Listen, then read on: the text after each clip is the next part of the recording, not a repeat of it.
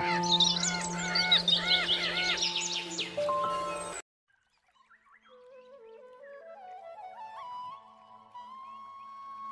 ঈশ্বর, কবে এই জীবনের কষ্ট শেষ হবে? ঘরে দুইটা তরুণী মেয়ে, তার উপরে তাদের মধ্যে প্রতিদিন ঝগড়া। মধুবালা কাঠ কাটতে কাটতে হাঁপিয়ে বসে পড়ল। সেই ঘরের ভেতর ধুলোমাখা মাটির মেঝেতে ঝাড়ু দিচ্ছিল মেয়েটি, মায়া। সে মধুবালার সেই মেয়ে যে সারাটা সংসারের কাজ একা সামলায়। সকাল থেকে রাত পর্যন্ত কেবল কাজ আর কাজ, না বিশ্রাম, না কেউ জিজ্ঞেস করে খেয়েছিস কিনা।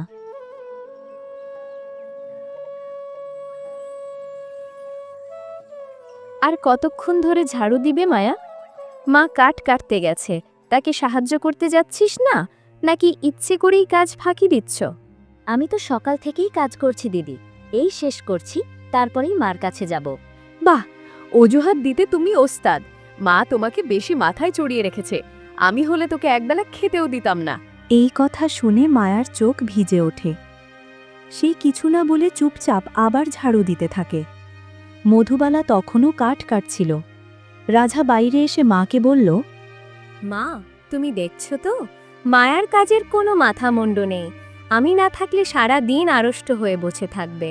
রাধা, তুই কেন সবসময় ওর দোষ খুঁজিস? ও ও আমার মেয়ে, আর দেখ না কত পরিশ্রম করে। মা, তুমি অন্ধ হয়ে গেছো নাকি? ও তো সৎ মেয়ে। সৎ মেয়ে কখনো আসল মেয়ে হতে পারে না। তুমি ওকে মেয়ে ভাবতে পারো, কিন্তু আমি ওকে কোনোদিন বোন মানব না। রাধা, মুখ সামলে কথা বল। মেয়ে সৎ হোক বা আপন, মায়ের কাছে সব সমান। ঈশ্বর জানেন আমি দুজনকেই সমান ভালোবাসি।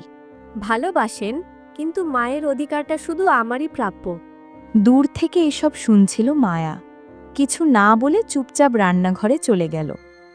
আটা মাখতে মাখতে চোখের জল থামাতে পারল না। কেন আমাকেই সবাই দোষ দেয়? আমি তো কখনো কারো কাছে কিছু চাইনি। হয়তো সৎমে হওয়াটাই আমার সবচেয়ে বড় অপরাধ।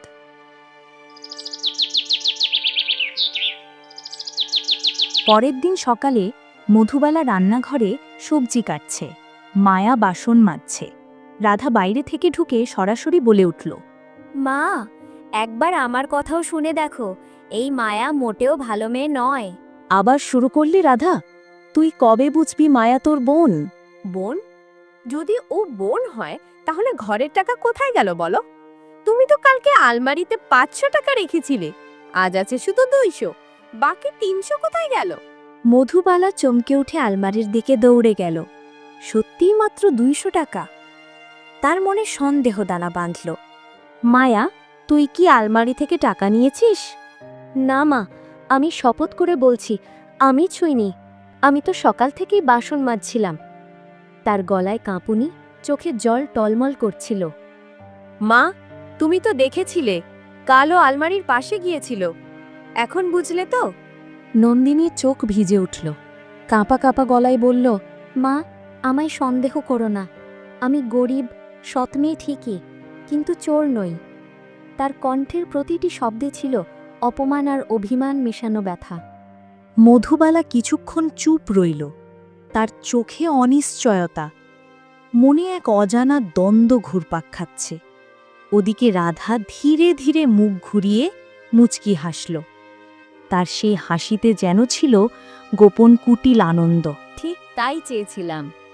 এখন মার মনে সন্দেহের বীজ বপন হয়ে গেছে। একদিন ওকে ঘর থেকে তাড়িয়ে দেব, তখন দেখব কে ওর পাশে দাঁড়ায়।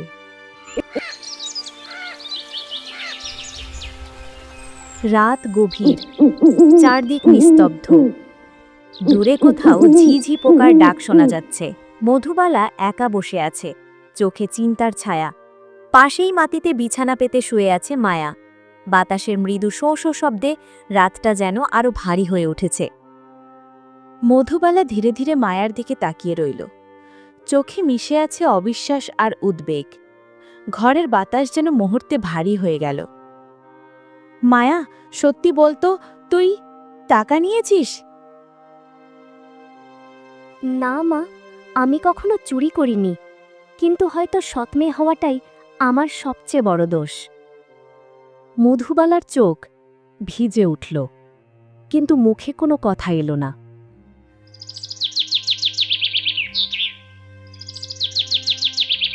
পরের দিন সকালে ঘরটা শান্ত।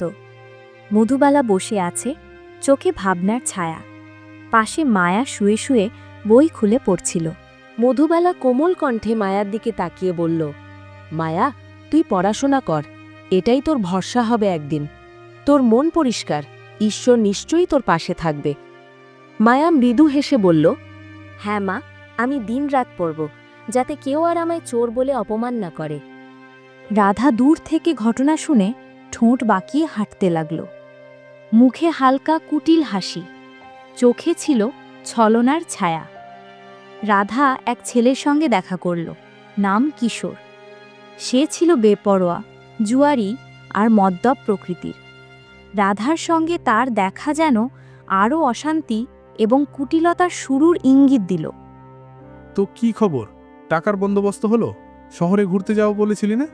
হবে নিশ্চয়ই। মার কাছে কিছু গয়না আছে, সব বিক্রি করব, তারপর তো রাজা রাজাদের মতো মজা করব।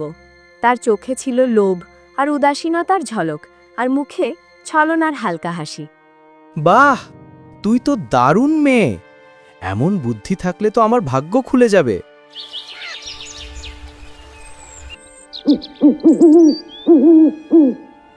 রাতের বেলা মধুবালা রান্না নিয়ে ব্যস্ত। রাধা চুপি চুপি ঘরে ঢুকে আলমারির তালা খুলে ফেলল।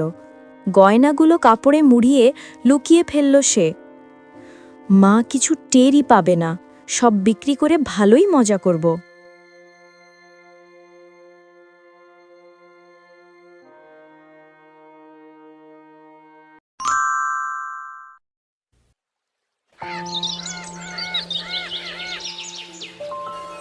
বাংলার সোনারপুর গ্রামে মাটির পথ, খড়ের ছাউনি দেওয়া ঘর আর চারপাশে সবুজ ধানের ক্ষেত ছড়িয়েছিল। গ্রামের এক প্রান্তে থাকত গোপাল নামে এক সোজা সাপটা কৃষক। সারা জীবন হাল ধরেছিল সে, কিন্তু ভাগ্যের দোষে ঋণের ভারে ডুবে গিয়েছিল।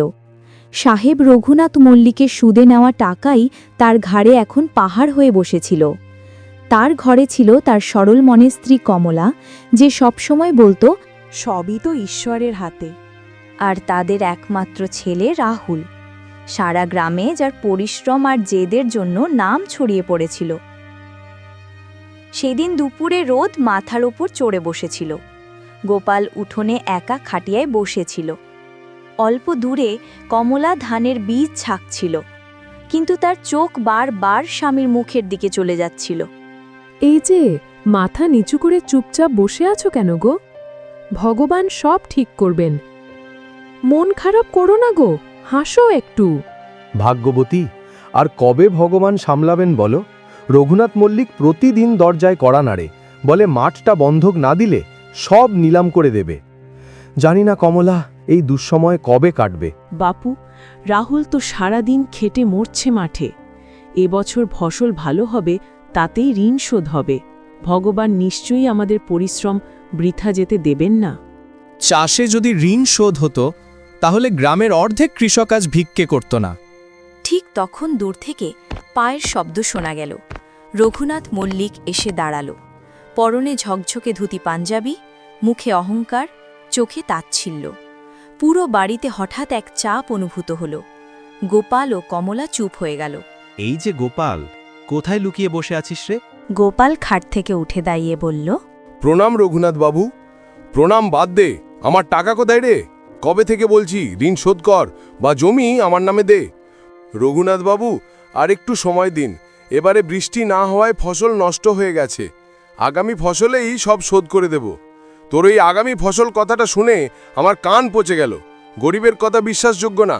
শুনে রাখ, 1 মাসের মধ্যে যদি টাকা না পাই, তবে তোর মাঠে আমার নামের পতাকা উড়বে। চারপাশের লোকজন যারা মাঠ থেকে ফিরছিল, তারা এই দৃশ্য দেখে দাঁড়িয়ে গেল। গোপাল লজ্জায় মাথা নিচু করে নিল। ঠিক তখন ঘর থেকে বেরিয়ে এলো রাহুল। প্রশস্ত কাঁধের তরুণ, ঘামে ভেজা কপাল। সে সোজা এগিয়ে এসে বলল,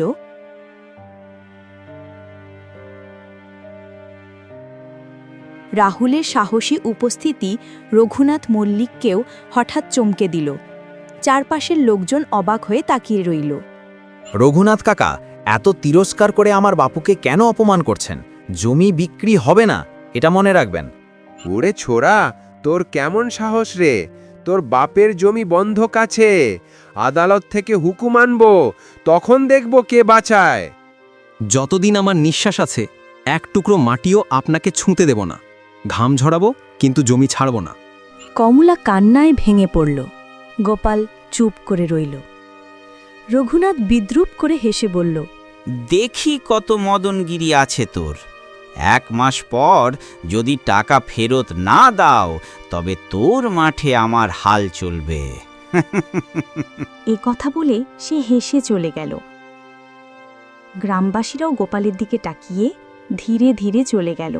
কমলার চোখ মুছে গোপালের দিকে তাকালো, কিন্তু গোপালের মুখে তখন এক গভীর চিন্তার ছাপ। সে ধীরে রাহুলের দিকে তাকিয়ে বলল, বাবা, এত জোর দেখাবি না, ঋণটা অনেক বড়। বাবা, শপথ নিস না, জীবন বড় নিষ্ঠুর। চাষ আজ ভালো, কাল নষ্ট হয়ে যেতে পারে। রাহুলের চোখ নরম হয়ে এলো, কিন্তু ভিতরের আগুন তখনও নিভে যায়নি। চারপাশে আবার সেই অদ্ভুত নীরবতা। বাবা, তুমি সারা জীবন মাথা নিচু করে কেটেছ, এখন আমি তোমাকে আর কারো সামনে ঝুঁকতে দেব না। জমি আমারও, ঘাম আমারও। গোপাল নীরব রইল।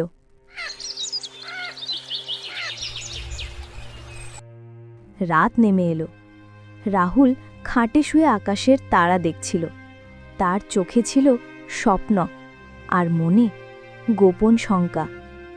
তার কানে ঘুরছিল রঘুনাথের কথাগুলো। তোর বাপের জমি বন্ধক আছে, আদালত থেকে হুকুম আনবো, তখন দেখব কে বাঁচায়। দেখাবো কি আমার ক্ষমতা, এই মাটিই আমার প্রাণ, কেউ কেড়ে নিতে পারবে না। পরদিন ভোরের আলো তখনও ফোটেনি। চারদিক নিস্তব্ধ, হালকা কুয়াশায় ঢেকে আছে মাটির ধান গাছ। বাতাসে শিশিরের গন্ধ, পাখিরা এখনো ডেকে ওঠেনি।